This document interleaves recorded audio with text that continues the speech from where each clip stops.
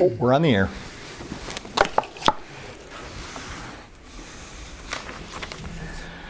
So the lesson for today, if you were doing the Course in Miracles and you had been doing it since January 1st, you'd be on lesson number 5. And the lesson says, I'm never upset for the reason I think. I'm never upset for the reason I think. I always think I have good reason to be upset. But it's telling me that I'm never upset for the reason I think. So then, me thinking that I have a good reason to be upset must be an error. And I sent the text out. If you got the text said, reality sets in. And this is a reason for upset. Not a valid one, but a reason. And I have one of the reasons on my list. Reality sets in. And when I say reality in this context, I'm talking about the perceived reality of the material world that's going on. It looks like outside of me. And I was thinking about it in regards to the New Year's resolutions that you may or may not have made. Even people who don't make them, they kind of have some idea in their head they want to change something for the year. So by this time, by the 5th of January, you've already screwed up on one or two of them. Haven't quite done maybe not. I mean, maybe the good news should have been at the beginning of our gathering here, that you've so far, for the last 5 days, you've been able to do everything that you decided you were going to do differently in this year, or not done what you thought you didn't want to do anymore. But sometime, in the next week or so, there will be a slip up. There will be a falling back to an old habit for a moment. And that is upsetting. That in itself is upsetting, because we tend to be rough on ourselves in these areas. Now, we'll make an excuse. And we have to have like a justification, rationalization, like in our back pocket, in case we have to explain to someone else why we're not doing what we said we were going to do, or we're doing what we said we weren't going to do. But in our own minds, we're being very rough on ourselves for not, this is the way it always goes. I always think I'm going to do this and that, and then it never. And see, all of this thinking, all of this regret is just really another excuse not to do it. And so I always like to talk about this after the beginning of the year, because we have all these high hopes and expectations and maybe even visions of how we want our life to change and how we want it to be. And when we start to slip up a little bit, the hope starts to slip away. And we start, we think, this is the way it's always going to be. But the point of the whole deal about a new beginning, and we touched on this last week, is that a new beginning is right now, in this moment. So yes, so what? So so I had I wanted to kickstart my metabolism to do some things that I'm not going to go into all that. That's all just boring detail. But I had a list of things that for a week, this is what I'm going to do. I'm just going to eat these certain things for a week to get this thing rolling. And so then last night, it was at the week. It was actually at the week point. So I was okay, because I'd already gone a week and done what I said. But I decided, I'll go a little bit further with it. I'll just keep it rolling. I was hungry after the speaker last night, and I went to the restaurant, and I ordered a shrimp cocktail, which was delicious, by the way, at the Hyatt in McCormick Place, if you're there. They served the shrimp cocktail on a bed of cabbage with some fruit and vegetable salsa on top of the cabbage, and some nice. There weren't enough shrimps, though. They could have put a couple more shrimps on there. Come on. But and then I ordered these Thai chicken strips in a Thai sauce, it said. Well, the chicken strips came out and they were breaded. And they were covered in the sweet and sour sauce that was a little bit hot too. Now both of those things were outside of what I had decided that I was going to have for that week. But I ate I kept looking over at the chicken while I was eating the shrimp. And every time I looked at it, it looked better. And then I said, well, I'm just going to try it. I'm going to have one. I'll just share with the other people at the table. But I'm going to try one. So I tried it, and oh, it was good. Well, I ate all of them. Okay, I ate all of them. And then I thought, well, there you go. There you go. But then I said, well, wait, actually, what's the date? I made it the week. I got the week. But see, I wanted to ignore the fact that I had said, we'll just go a few more days, right? We'll just go a few more days with it. In any event, the idea is, when I get up today, I decided this is what I'm going to do on this food thing today. And my mind, as soon as I made the decision, my mind said to me, and it's some weird thing. Do you have two minds? I believe I've got more. We used to say I have a committee in my head. And they are all arguing. Well, what happened was, as soon as I made a decision that this is what I'm going to eat today, this other little voice spoke up in me and said, well, you already messed that up last night. And what it was actually saying, it was putting it that way, like you already messed it up, but what it was really saying is, you don't have to go along with that decision that you just made today. You messed that up last night. You can just go on and do whatever you want to do. It's French fries and onion rings all day long. But then this is what happens. This is how we sabotage ourselves in these goals. It's to say, you know what? I'll bet you. This is the thing. I'm going to bet one of those people on my committee. I'm going to bet them that I can go all day without eating a single French fry. I haven't gotten any of those yet. I remember one time I was doing the same kind of thing and just trying to stay away from those simple carbohydrates that are just, for me, really not good. And I called my friend Vince in California because he also, although he doesn't look like it, he has the same kind of an issue. And I said, Vince, I'm ready to pull into Burger King. And I said, I'm not even getting any burgers. I'm ordering 4 large orders of fries and say, hold the burgers. Just give me the French fries. He said, I know what you mean. But calling somebody and saying it out loud, then I knew how ridiculous that it's not. But you know what? If I'd have gone in there and ordered those French fries, I'd have eaten every single one of those French fries. So, okay. So we all know how these type of things happen. We all got something. We all have something that we do that really isn't in our own best interest. And it seems as if that habit is so easy to return to us. And any little mistake or slip up that we have, we tell ourselves, well, that's it. I failed again. Well, look, it's a new day. It's a new day right now. Well, I like to look out there and say, the sun is shining. Go out there and put your face in the sun. Well, let's see. Where is it? You can't quite see it, but you can figure out the direction that it's going. Put your face in the sun. It's a new day. We can make new decisions. And even if I made a mistake today, that doesn't mean I have to throw the whole day away. Start again. We start again. And I think and so this brings me to this whole idea of the lesson. The whole principle behind the lesson, that I am never upset for the reason I think.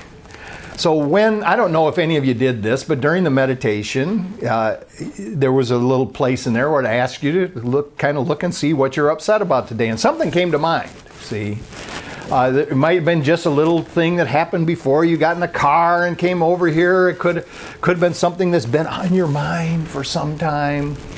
And part of this idea of the upset is we look at upsets and we give them like categories and degrees and, I'm not that upset about this thing, but I'm really upset about this thing over here. And what the Course is trying to point out, and what many philosophers over the ages have tried to point out, is that all these upsets are really the same. We think it's just a slight irritation with this one, and it's more of a big deal with this one. But all of them, no matter how minor we may think or how major we may think, they are stealing our peace of mind. And that's the thing to think about with them. Now, the problem with upsets is they are justified. Let me just say, they are self-justified. We have all the rhyme and reason as to why I should be upset about this and that and the other thing. Right? My hotel bill this morning. What's wrong with those people over at Hyatt? Well, there's nothing wrong with them. They just made a mistake. They made a mistake. All they need to remember. I don't need to get all. I can remember one time we went to a convention and the people were checking out at the last day, and there was a woman standing in line, and they were arguing with her about this and that, and she was arguing with them, and she said, "Don't you know who you're dealing with?" I mean, and she just went like, and then I saw, well, yeah, we all know. We all know who we're dealing with. And there's that part in us which thinks that when something happens, it was personal. That somebody was doing something personally to us. And they did this personally to us, and now they have disrespected me. By the way, that's a word now. It didn't used to be. We used to say it and it was incorrect. There's no such thing as disrespecting someone, but it's been said so much that now it's a word. So we've been disrespected. And this is something to take offense over and to put up, and of course, the best defense is a strong offense, right? I mean, you've heard that a million times. So let me get offensive here. And people, the witnesses that are standing around watching us get offensive, they are going, and it's the most interesting thing, that when we see somebody else going off like that, we go, oh my God. And a lot of times I go, what's wrong with them? And then I think about it a little bit more and I say, that could be me. Because at first I want to be judgmental and say, how could they be acting that way there? But then I remember the times when I have been so upset and taking it so much personally that somebody has no regard for somehow, who I am, that I'm like all over them, yelling, carrying on and stuff like that. You never even realize how loud your own voice is until, right? So to recognize that when we see somebody else doing it, and what I try to do is say, oh yeah, they're acting out just like me, from time to time. To remember that, but to see that when these things happen to us, we don't have to just fly off the handle. That we can realize that this upset, the reason that I'm upset is not because the hotel made the mistake on the bill. The reason I'm upset is not because the person behind the counter seems to not be paying good enough attention to me or treating me the way. That's just the trigger. That's just the thing that initiated. And many times we can be going through, and people will say things to us that that could be considered offensive. We can observe things that sometimes might get us upset, but we don't get upset. It's just like it's like we have a sense that it's no big deal. It's kind of okay, right? But then sometimes we get really upset, and then we say, well, and then we think back and say, well, I'm sorry. If we want to try to heal the situation, we say, I'm sorry. I kind of, I flew off the handle there because, and we've got a list of reasons. This happened earlier, and that happened, and this happened, and one piled up on another, and then I'm sorry I took it out on you. But what this lesson is saying is all that whole list of reasons is still, that's not why. I got this whole list of reasons as to why I think I'm upset. But this is not why, and we're gonna go ahead here. I'm gonna tell you the end of the movie, right? The reason that we're upset is because we think we're alone. The reason that we're upset is because we think we're isolated. The reason that we're upset is because we think at a deep level that we're under threat. And so when we're under threat, we look for reasons, not at the conscious level, but we are looking for reasons to take offense so that we can justify this belief system that there is a conspiracy in the world against us. Now, when you're, and again, everyone has experienced the sense of feeling, even at a conscious level, feeling alone and feeling like at least circumstances seem to be conspiring against them. People seem to be aligned in certain situations against us. But it is all perception. So it says this idea, like the preceding one, can be used on any person, situation, or event that you think is causing you pain. So whenever I get upset about whatever, I say, I think I'm angry at this person for this reason, but that's not why. I am not angry at Lily for the reason I think. And then it says to say there are no small upsets. They are all equally disturbing to my peace of mind. So here's the idea. So if I'm just a little bit upset, or if I'm really upset, I just need to recognize that even this little bit of upset is moving me away from this peace that I want to experience. Well, now, first of all, I just want to say about this that in order to get in this frame of mind, you also have to agree with the fact that what you want is peace. I mean, if you agree with the fact that what you'd really like to have is peace of mind, then to recognize that any upset that I'm having is a block to that peace of mind. Now, just recognizing it, by the way, doesn't make it go away. But it's a beginning. It's a beginning to recognize and then to make an admission that this upset is actually robbing me of my peace of mind. And that kind of sets up a little bit of willingness to do something else.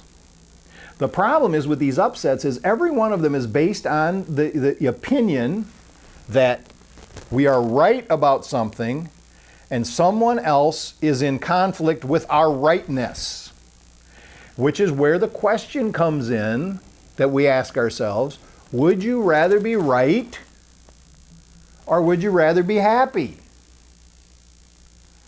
And when this question is asked, I remember the first time I saw it, my mind jumped at it and said, well, of course, I'd rather be happy than right. And then I started to think about it and started to realize how many times I had given away happiness to be able to stand on a position of rightness.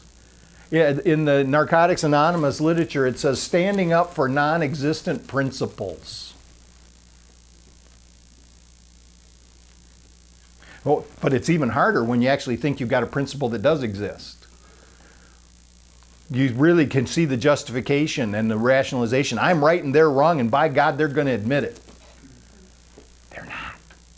They're not going to admit it. Even if you can browbeat them or exhort them or just somehow get them to say that they were wrong and you were right, they don't believe it. Because there's that old saying that a man convinced against his will is of the same opinion still. So there's no help for it. And then, actually, if you get somebody to admit that they were wrong and you were right, then you got to go brag about it. You got to go tell somebody else, well, I told him and this and that, and they, we went there and that and then. And then, yeah, turned out I was right. All of that, when I could have just been happy. I could have just been peaceful. Because even after it all happens and I might even think that it resolved in my favor, I'm not happy. I'm not happy because the residuals of the conflict are still flowing through my body. So then this next piece is so good. It says, I cannot keep this form of upset and let the others go I cannot keep this upset and let the others go. So I could be thinking, well, you know, I'm doing pretty good today. I've only got these few little things that seem to be going wrong. Well, I have to be willing to release that upset no matter how small it is in order to get rid of the others. So I send these tweets out concerning the lessons every day. And so this one, irritation, anger, judgment, fear, all mistaken. All mistaken. So this is what I have to be willing to work with in my mind, is the fact that all of these upsets are actually, not only are they not necessary, but they are all attached to a notion that is not correct. And I want to just try to make this as clear as I can, and sometimes it's difficult for me to do this. But here's the facts. Your Father and you are one. You, me, all of us are connected to God. Therefore, you, me, all of us are connected to each other. Which means that you are not alone. So the basis for the upset is that I'm on the outside of this situation looking in. There is a threat against me, my well-being,